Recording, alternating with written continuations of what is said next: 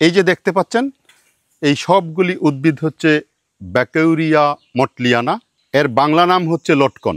এটা আমার একটা লটকন বাগান। এখানে প্রায় 50টা লটকন গাছ আছে। এই গাছগুলিতে গত বছর থেকে ফলন দিচ্ছে, তবে খুব কম পরিমাণে, খুবই কম। আমার মনে হয় আরও 1-2টা বছর গেলে ওইটার থেকে ফলনটা পাওয়া যাবে। এটার সঠিক পরিচর্যা এবং সঠিক ব্যবস্থাপনা যদি করা যায়, তাহলে এই বাগান থেকে একটা ভালো হারভেস্ট করা যাবে বলে আশা করছি। আমরা বাণিজ্যিকভাবে বাজারজাত করতে চাই, যার জন্য এই বাগানটা করা। আপনাদেরকে আমি বিশেষ করে এই যে লটকন বাগানটা কীরকম জায়গায় হয় সেই ব্যাপারে একটু বলি।